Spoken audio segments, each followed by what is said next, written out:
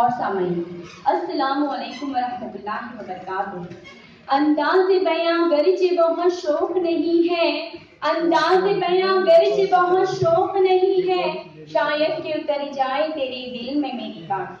معزز سامعین، یہ میری خوش نصیبی ہے کہ آج کی اس بزم میں سر سید احمد خان میری نظر میں اس خوبصورت موضوع پر لفظ شاعری کا موقع ملا۔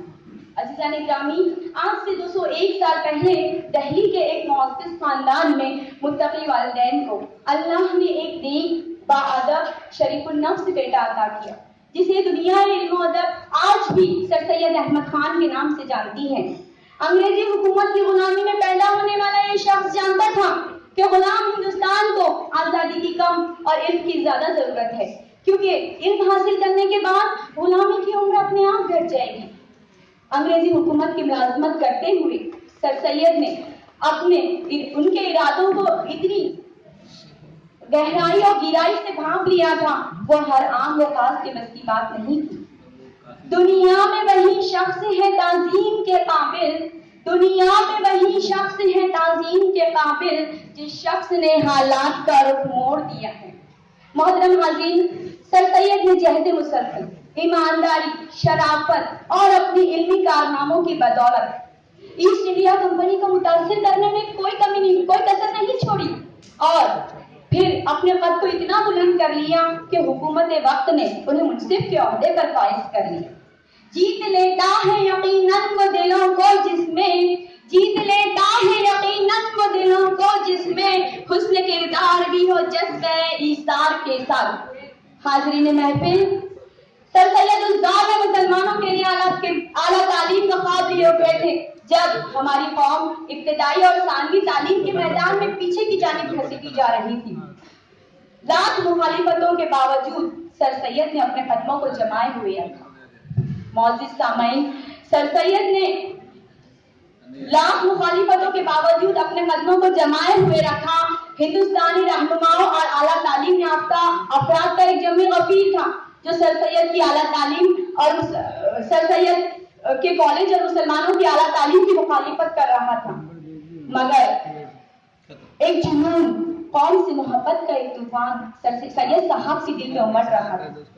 وہ اپنی ساری توجہ کالج کے قیام پر مرکوز کیے ہوئے، گویا کہہ رہے ہو کہ ہوا تو ہے ہی مخالف مجھے ڈراتا ہے کیا، ہوا تو ہے ہی مخالف مجھے ڈراتا ہے کیا، ہوا سے پوچھ کے کوئی دیے جلاتا ہے کیا۔ محترم حاضرین، دراصل یہ علی گڑھ تحریک جس کا چشمہ 1857 کی جنگ آزادی سے پھوٹا، اس تحریک نے سر سید جیسے نرم دل اور ہمدردانہ فطرت رکھنے والے انسان کی زندگی میں تلاطم برپا کر دیا، اور انہوں نے مسلمانوں کو جو ہے ان کی نجات کے لیے،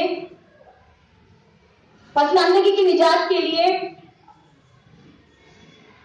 سائنٹیفک سوسائٹی کا قیام عمل میں لایا۔ دوستوں، سر سید مسلمانوں کو تعلیم کے ذریعے روشن خیال بنانا چاہتے تھے، وہ مسلمانوں میں آزادی فکر و خیال پیدا کرنا چاہتے تھے، وہ چاہتے تھے کہ مسلمان کسی بھی حالات میں خود کو ڈھالنے کی ان میں صلاحیت پیدا ہو جائے۔ سر سید کی چاہت تھی کہ مسلمان اپنی بھیڑ میں اپنے رہنما خود پیدا کریں۔ سر سید مسلمانوں کو اعلیٰ تعلیم کے لیے تیار کرنا چاہتے تھے۔ سر سید کی خواہش تھی کہ وہ اپنے بھیڑ میں اپنے رہنما خود پیدا کریں۔ محترم حاضرین، خیال تن پرستی چھوڑ فکر حق پرستی کر، خیال تن پرستی چھوڑ فکر حق پرستی کر، نشان رہتا نہیں ہے نام رہ جاتا ہے انسان کا۔ محترم حاضرین، سر سید مسلمانوں کے ایک ہاتھ میں سائنس تو دوسرے ہاتھ میں قرآن دیکھنا چاہتے تھے۔ وہ چاہتے تھے کہ ہم کسی بھی میدان میں پست نہ رہنے پائیں۔ آج ضرورت ہے سر سید کی خواہشات کو عملی جامہ پہنانے کی، آج ضرورت ہے ان کے خوابوں کو تعبیر تک پہنچانے کی، آج ضرورت ہے سر سید کے خوابوں کو تعبیر تک پہنچانے کی، اور علم و عمل اور دین و دنیا کو ایک ساتھ گلے لگانے کی۔ ایک چراغ اور ایک کتاب اور ایک امید اثاثہ، ایک چراغ اور ایک کتاب اور ایک امید اثاثہ، اس کے بعد تو جو کچھ ہے وہ سب فسانہ ہے۔ شکریہ۔